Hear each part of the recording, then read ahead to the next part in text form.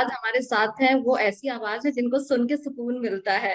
तो वो खुद हमारे साथ है। सोना, कैसी हैं आप? Thank you. मैं बहुत खुश हूँ क्योंकि हम लोग बात कर रहे हैं एक नए गाने की। जी। और गाने से जो सुकून मिलती है और मेरे ख्याल से जो हीलिंग मिलती है, और आज के माहौल में हीलिंग की बहुत ज़रूरत है।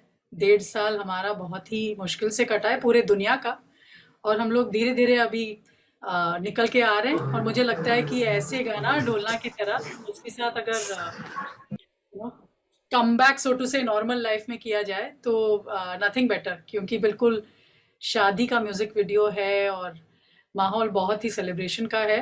लेकिन फिर भी मैंने माहौल के बारे में सोच के ही ये मिलिट्री स्टाइल अपना स्टाइलिंग सोचा कि एक यिंग यांग शिव शक्ति जो होता है ना, बैलेंस दुनिया में, और बैलेंस की ज़रूरत है। तो बिल्कुल। एक एक मैसेज है उसमें कि मैंने ये नहीं कि लहंगा चोली पहन के सिंपल पिंक या पेस्टल पहन लिया। मुझे लगा कि कुछ अलग करना है, क्योंकि बेदर्दी राजा में भी मैंने एक अलग ही, मेरा हमेशा म्यूजिक वीडियो में ये रहता है कि गाना तो स्टोरी टेलिंग अपॉर्चुनिटी है ही, जो जहन में घुसता है बहुत सालों तक, बहुत बहुत डेकेड्स तक रहता है। लेकिन आप कपड़े भी जो पहनो ऐसे कुछ पहनो कि आर्टिस्ट कुछ कह रहा है आपको। So there is lot of messaging in माई।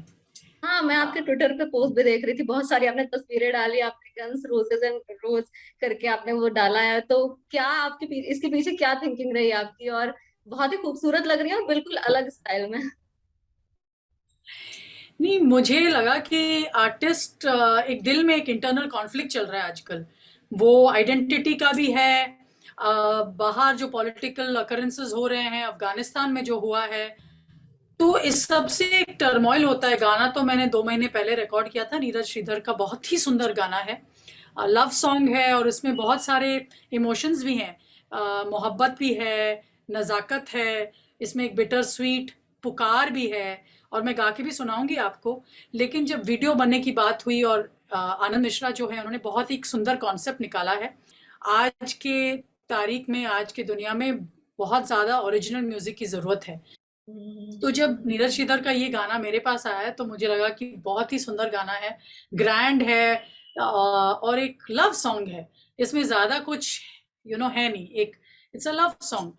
तो इसमें भी मुझे लगा कि गाना तो मैं बिल्कुल दिल से गाऊंगी, होपफुली वो लोगों को पहुंचेगा, उनके दिल तक पहुंचेगा, नचाएगा, और ये सब है। लेकिन परफॉर्मेंस कुछ कपड़े तो अलग पहनूंगी, क्योंकि it should reflect my state of mind, और अभी स्टेट ऑफ माइंड में काफी कॉन्फ्लिक्ट है। और मुझे लगता है कॉन्फ्लिक्ट अच्छी होती है बात, क्योंकि कॉन्फ्लिक्ट के बाद ही हीलिंग आती है। जैसे कि अभी आपने वो फीमेल बैंड वाली बात की थी, तो आपने जब शुरुआत की थी आपके साथ भी ये हो चुका था कि जब आप बैंड में जाती थी लोग बोलते थे कि आप डांसर्स के साथ क्यों नहीं आई, आप बैंड के साथ क्यों आई हैं? तो वो उसके बारे में कुछ बताइए, क्या वहीं से ये इंस्पायर हुआ है जो आपने इस बैंड को इस गाने में रखा है? नहीं, ये तो उसका एवोल्यूशन है। जी। मैं जब शुरू कर रही थी अपनी परफॉर्मिंग आर्टिस्ट की जर्नी, तो तब ये एक स्टेरियोटाइप था कि औरतें छमियां बने, कि जी। आइदर वो सरस्वती रहें साड़ी पहन के सीरियसली गाना गाएं, या दूसरा एंड में जो स्पेक्ट्रम है वो सिर्फ कपड़े टाइट फिटिंग शाइनी सीक्वेंस पहन के नाचें। ये बीच का कुछ नहीं है, और औरतें डांसर्स के साथ रिझाने के लिए आती हैं, या ये सीरियस, एक हमारे सरस्वती भी मानते हैं हम, एक म्यूजिशियन। लेकिन पूरे वर्ल्ड में ऐसे नहीं है, बहुत सारे रंग हैं, बहुत सारे कलर्स हैं, बहुत सारे भेष हैं औरतों के। तो मुझे लगा कि मेरा चॉइस है कि मैं बैंड के साथ परफॉर्म करती हूँ। I am a rock star. और मैंने इस कॉलेज से ये अपने आप को समझा है कि मुझे अपना जो लाइव म्यूजिक परफॉर्मेंस है वो म्यूजिशियनशिप के साथ करना है। वो जो एक खनक आती है ना लाइव म्यूजिशियंस की, और जो एक इम्प्रोवाइजेशन एबिलिटी होती है, कि स्पॉन्टेनिटी रहती है, कुछ भी हो सकता है। ये नहीं कि गाना जैसे रिकॉर्ड किया हो उसको वैसे ही आपको परफॉर्म करना है। उसमें क्या चैलेंज है, उसमें कोई मुझे मजा नहीं आता था। तो मैं तो बोलती थी मैं बैंड के साथ ही हूँ, लाइव परफॉर्म करती हूँ और आपको मजा आएगा। नहीं नहीं, आप तो लेडी हैं, आप तो डांसर्स के साथ आइए। तो वो हम्म। जो मैंने झगड़ा मोला ना, तो शायद मुझे टाइम लगा, पैसे मैंने बहुत छोड़े। क्योंकि अगर आप कुछ नया करो और अपने फील्ड में कुछ पहला कर रहे हो, तो लोग समझते नहीं है। लेकिन धीरे धीरे वो जो सोचने का जो वो है ना, वो बदला। हाँ, आपके दर्शक भी मिस कर रहे हैं, फैंस जो आपके वो भी मिस कर रहे हैं कि आपको लाइव देखें।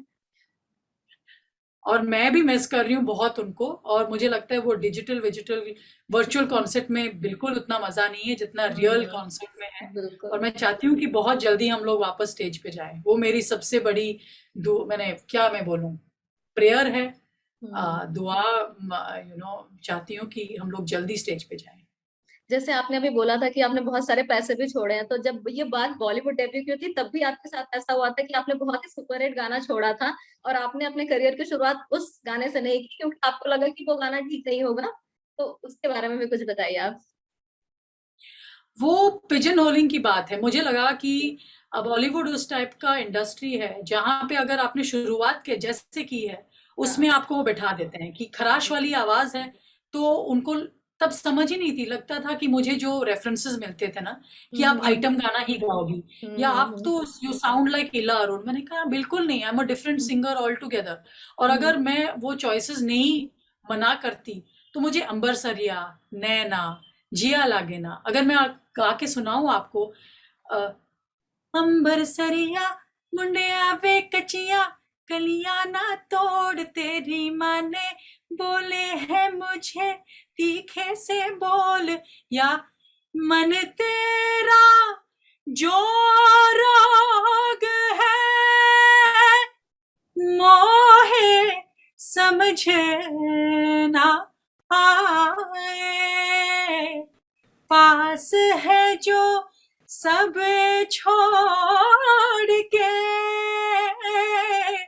दूर को पास बुलाए, जिया लागे ना क्या बात तुम है। बिन मोरा, या नैना नू पता है नैना दिखता है सानू किस गलदी फिर मिलदी सजा है, नींद उड़ जावे चैन छड़ जावे इश्क दी फकीरी जद लग जावे, ए मन करदा ठगी ठोरिया। इन सब के गाने, ये तो फिल्म फेयर नॉमिनेट भी हुआ था। और मुझे जी। लगा चाहे ये हो या मेरे बहुत सोलफुल गाने हैं और पंची गाने भी हैं। आ जावे आ जा भी जा, क्यों डरता है तू यार मुझ पे दाव लगा, गर हिम्मत है दिलदार मुझ पे दाव लगा। तो मेरे गाने जो हैं इतने सारे वैरायटीज हैं। और अगर मैं शुरुआत करती, एक एक टिपिकल आइटम सॉन्ग था और मुझे उसमें कोई गलत नहीं लगता है, मैंने भी बेदर्द राजा जी। हो जरा पास तो आजा, रमा तो फूल छड़ी हूँ कि माचिस तू जला जा।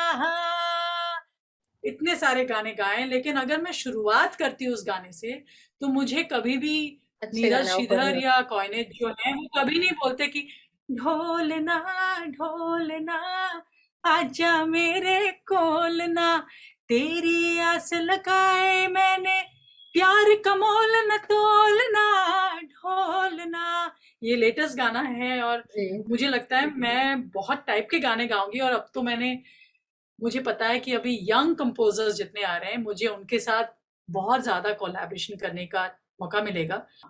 जब आपने शुरुआत की थी उस वक्त आपको भी बोला गया था कि आपको टीना टर्नर के गाने गाने चाहिए, आपकी आवाज जो है थोड़ी भारी सी है, अलग सी है, तो हिंदी गाने नहीं गाने चाहिए। लेकिन आपने वो बातें नहीं मानी, आपको गाना था हिंदी गाने और आपने गाए।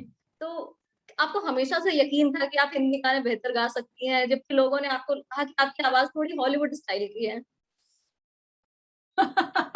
ज्योति, मैं आपको दाद दूंगी कि आपने इतना अच्छा रिसर्च किया है। सच हम्म। कहा आपने। मुझे मेरे बचपन में टीना टर्नर तो छोड़ो, इंग्लिश गाना गाओ ये बोला जाता था।